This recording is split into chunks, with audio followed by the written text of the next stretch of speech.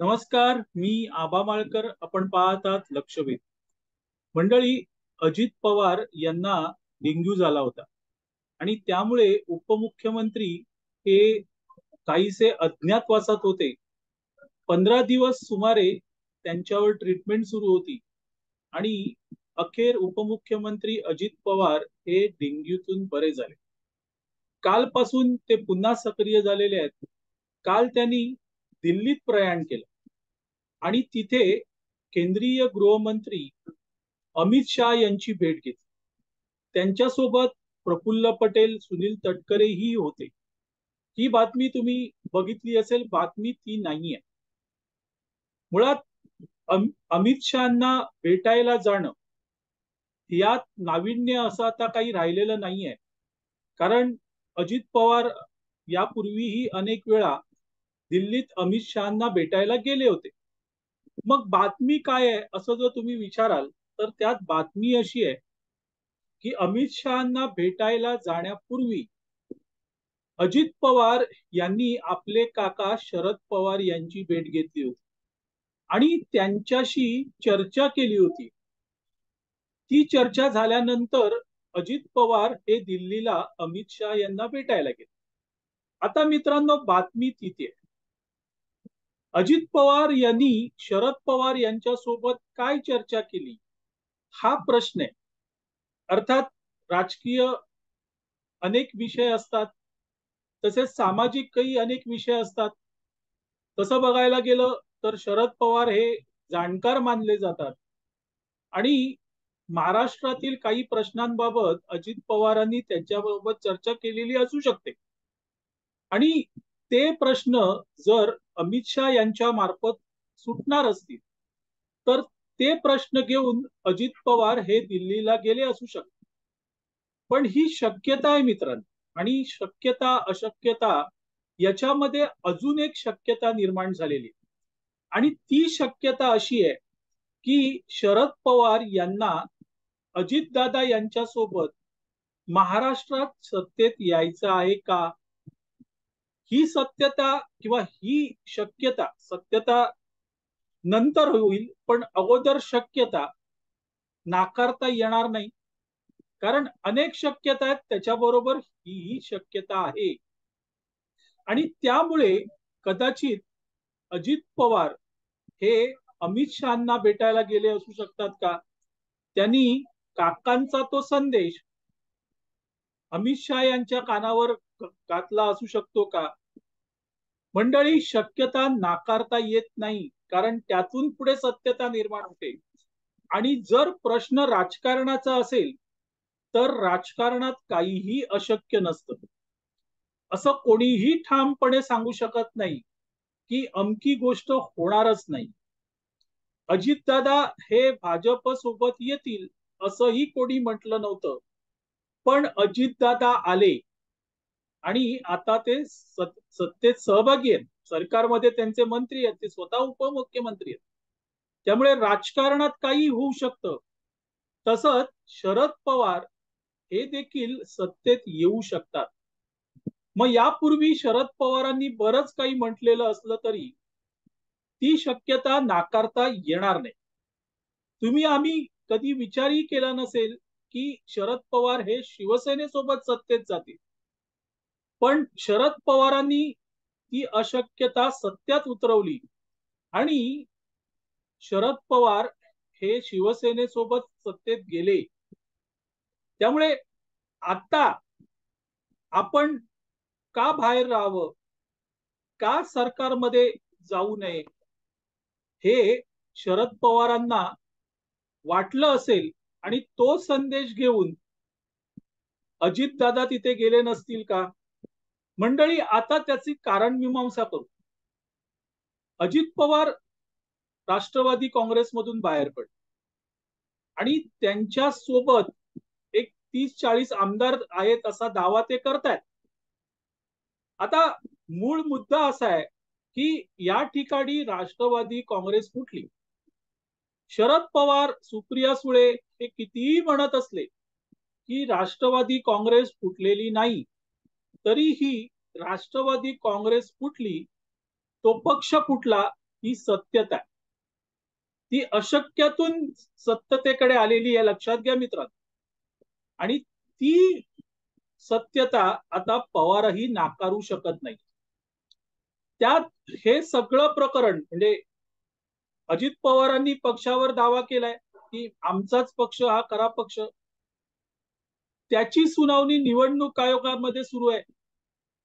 काल परवा निवडणूक आयोगामध्ये सुनावणी झाली आणि त्यावेळेस मित्रांनो शरद पवार गटाने दावा केला, त्यांच्या वकिलांनी दावा केला की अजित पवारांकडची कागदपत्र खोटी आहेत. हे आपण मीडियात बातमी बघितली. पण प्रत्यक्षात तिथे काय झालं, तर कुठेतरी एक स्पष्ट झालं की अजित पवारांकडे तो पक्ष म्हणजे राष्ट्रवादी पक्ष जाऊ शकतो. आता हे पहिलं कारण, जर अजित पवारांकडे राष्ट्रवादी पक्ष गेला तर शरद पवार आणि अर्थातच त्यांच्या कन्या सुप्रिया सुळे यांच्या हाती काहीही उरत नाही. मग अशा वेळेस जर अजित पवारांबरोबर समेट केला आणि आपण सत्तेत सहभागी झालो तर आपल्यासोबत जे आमदार आहेत त्यांना सत्तेचे फायदे तर मिळतील आणि त्याही पेक्षा सगळ्यात मोठं म्हणजे आपला पक्ष इंटॅक्ट राहील, तो फुटणार नाही. मग भले त्याची धुरा अजित पवारांकडे गेली तरीही पक्षाची चा लगाम हा आपल्या हाती राहील असा विचार कदाचित शरद पवार यांनी केलेला असू शकतो. आणि त्यामुळे शरद पवारांनी काहीसं नमतं घेतलेलं असू शकतं. जर अजित पवारांनी पक्षावर दावा सांगितला आणि त्यांच्याकडे पक्ष गेला तर शरद पवारांच्या हाती काहीही उरत नाही. ना पक्षाचा लगाम उरत, ना अजित पवार उरत. मग अशा वेळेस सर्वस्व गमवायचं की माघार घ्यायची याचा विचार नक्कीच शरद पवार यांनी केला असेल. आणि त्यासाठी तर चर्चा केली नसेल का मंडळीत. कारण नंबर 2, दोन पक्ष वेगळे झाले. अजित पवार वेगळे झाले, शरद पवार वेगळे झाले. नुकतीच ग्रामपंचायतीची निवडणूक झाली आणि या निवडणुकीमध्ये अजित पवार गटाने 400 पेक्षा जास्त जागा मिळवल्या, तर शरद पवार यांच्या गटाला 150-160 च्या दरम्यान जागा मिळाल्या. आता मित्रांनो लक्षात घ्या की अजित पवार यांचं वर्चस्व हे दिसून आलं, कारण अजित पवार बाहेर पडल्यानंतर ही पहिली निवडणूक होती आणि या निवडणुकीत अजित पवार यांचा परफॉर्मन्स कसा असेल याकडे सगळ्यांचं लक्ष होतं.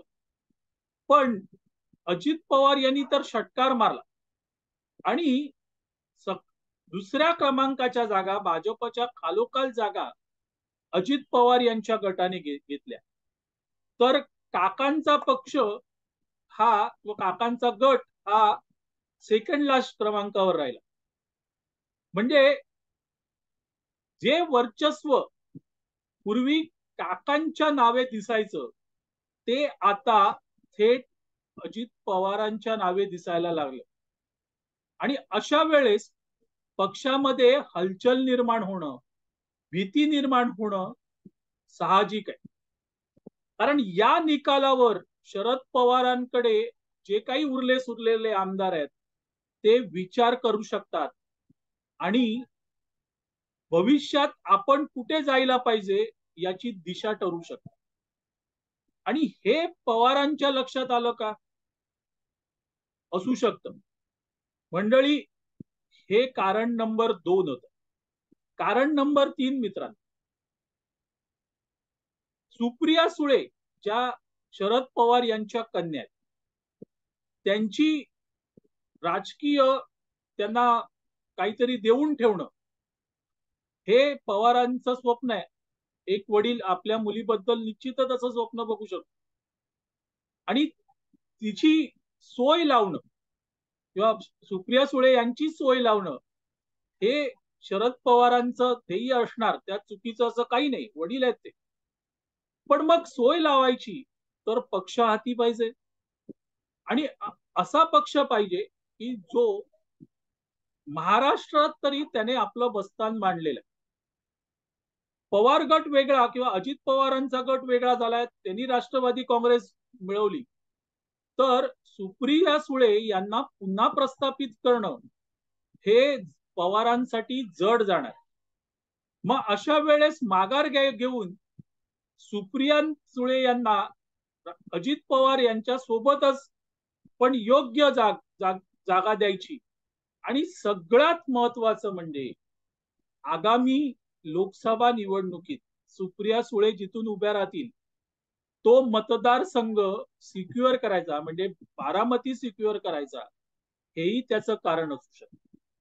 आता ही 3 कारणं जर तुम्ही लक्षात घेतली तर मित्रांनो, अमित शहा यांना भेटायला जाण्यापूर्वी अजित पवार आणि शरद पवार यांच्यामध्ये नेमकी काय चर्चा झाली असू शकते हे लक्षात येईल. आणि मग ही शक्यताही तीव्र होऊन जाते की शरद पवार यांना सत्तेत यायचं आहे का. असो मंडळी, तूर्तास इथे थांबतो. आपल्याला हा व्हिडिओ आवडला तर लाईक करा, शेअर करा आणि लक्षवेधला सबस्क्राईब करा. धन्यवाद.